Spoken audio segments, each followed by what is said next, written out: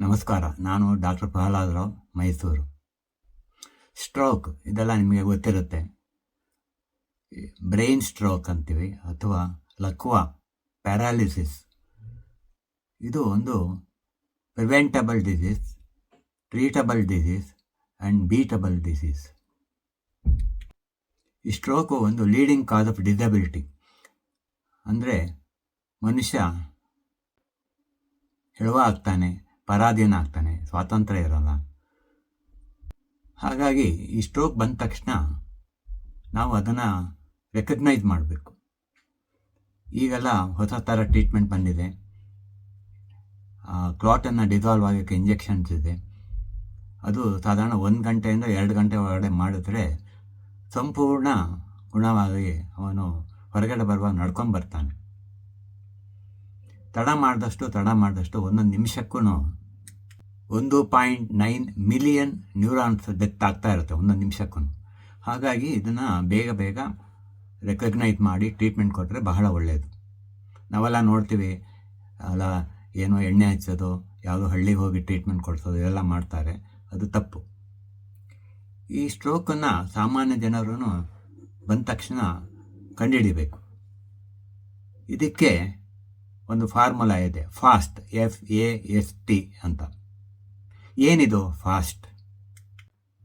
ಈ ಫಾಸ್ಟನ್ನು ನಾವು ತಿಳ್ಕೊಂಡ್ರೆ ವಿ ಕ್ಯಾನ್ ಆ್ಯಕ್ಟ್ ಫಾಸ್ಟ್.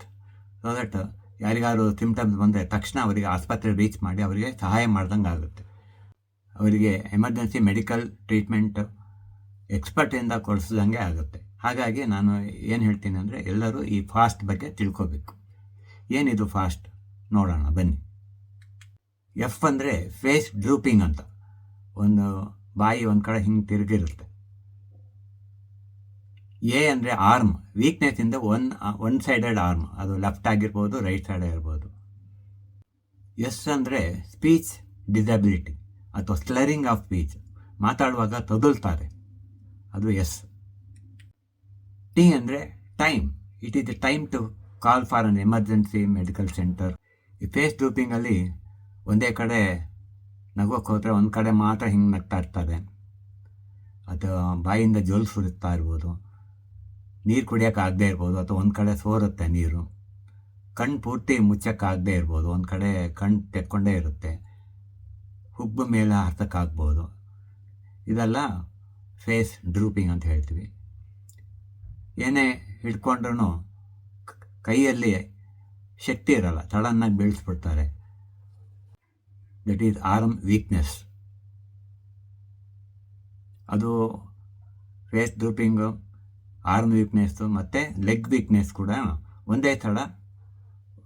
ಒಂದೇ ಸೈಡ್ ಬರೋ ಸಾಧ್ಯತೆ ಇರುತ್ತೆ.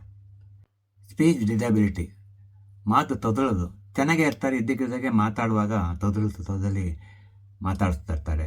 ಅದು ಒಂದು ಕೂಡ ಅರ್ಲಿ ಸಿಮ್ಟಮ್ಸ್. ಅದರ್ ಸಿಮ್ಟಮ್ಸ್ ಏನಪ್ಪ ಅಂದರೆ ಸಡನ್ ನಮ್ನೆಸ್, ವೀಕ್ನೆಸ್, ಕೈ ಕಾಲಲ್ಲಿ ಒಂಥರ ಬೆಂಡ್ ಆದಂಗೆ ಆಗೋದು, ವೀಕ್ನೆಸ್ ಆಗ್ಬೋದು.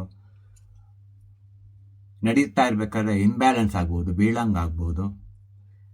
ವಿಷನ್ ಪ್ರಾಬ್ಲಮ್ಸ್, ಕಣ್ಣು ಒಂಥರ ಬ್ಲರ್ ಆಗಿ ದೃಷ್ಟಿ ಮಂದ ಆಗ್ಬೋದು. ಒಂಥರ ಕನ್ಫ್ಯೂಷನ್, ಎಲ್ಲಿದ್ದೀನಿ ಏನು ಅನ್ನೋದು ಒಂಥರ ಬ್ಲ್ಯಾಕ್ಔಟ್ ಆದಂಗೆ ಆಗುತ್ತೆ. ಡಿಸಿನೆಸ್ ಮತ್ತು ಸಿವಿಯರ್ ಹೆಡ್ಏಕ್ ಕೂಡ ಬರೋ ಸಾಧ್ಯತೆ ಇರುತ್ತೆ. ಈ ಮೇಲೆ ಹೇಳಿದ ಸಿಮ್ಟಮ್ಸ್ FAST. ಎಫ್ ಅಂದರೆ ಫೇಸ್ ಡ್ರೂಪಿಂಗ್, ಎ ಅಂದರೆ ಆರ್ಮ್ ವೀಕ್ನೆಸ್, ಎಸ್ ಅಂದರೆ ಸ್ಪೀಚ್ ಡಿಸಬಿಲಿಟಿ ಅಥವಾ slurring of the speech, T ಅಂದರೆ ಟೈಮ್ಲಿ ಆ್ಯಕ್ಷನ್. ಇದನ್ನು ನಾವು ತಿಳ್ಕೊಂಡ್ರೆ ನಾವು ಬ್ರೈನ್ ಸೆಲ್ ಡೆತ್ತನ್ನು ಆದಷ್ಟು ಮಟ್ಟಿಗೆ ಕಮ್ಮಿ ಮಾಡ್ಕೋಬೋದು. ನಾನು ಆಗಲೇ ಹೇಳ್ದಂಗೆ 1 ನಿಮಿಷಕ್ಕೆ ಸುಮಾರು 1.9 ಮಿಲಿಯನ್ ನ್ಯೂರಾನ್ಸ್, ಬ್ರೈನ್ ಸೆಲ್ಲಲ್ಲಿರೋ ನ್ಯೂರಾನ್ಸ್ ಡೆತ್ತನ್ನು ನಾವು ಅವಾಯ್ಡ್ ಮಾಡ್ಬೋದು. ಆಗ ಡಿಸಬಿಲಿಟಿ ಕಮ್ಮಿ ಆಗುತ್ತೆ. ಸಾಧಾರಣ ಆಸ್ಪತ್ರೆಗೆ ಅಡ್ಮಿಟ್ ಆದವರಲ್ಲಿ ಒಂದು 2/3 ಪೇಷಂಟ್ಸ್ ಅವರಿಗೆ ಪರ್ಮನೆಂಟ್ ಡಿಸಬಿಲಿಟಿ ಆಗುತ್ತೆ. ಯಾಕೆಂದರೆ ಅವರು ಲೇಟಾಗಿ ಬಂದಿರ್ತಾರೆ. ಇಲ್ಲಿ ಗೋಲ್ಡನ್ ಅವರ್ಸ್ ಅಂತಂದರೆ 1 ರಿಂದ 3 ಗಂಟೆ ಒಳಗಡೆ ಅವರು ಆಸ್ಪತ್ರೆ ರೀಚ್ ಆಗಬೇಕಾಗುತ್ತೆ. ಹಾಗಾಗಿ ಎಲ್ಲರೂ FAST, ಈ ಫಾಸ್ಟ್ ಅನ್ನೋದು ತಿಳ್ಕೊಂಡು ಯು ಆ್ಯಕ್ಟ್ ಫಾಸ್ಟ್. ನಮಸ್ಕಾರ.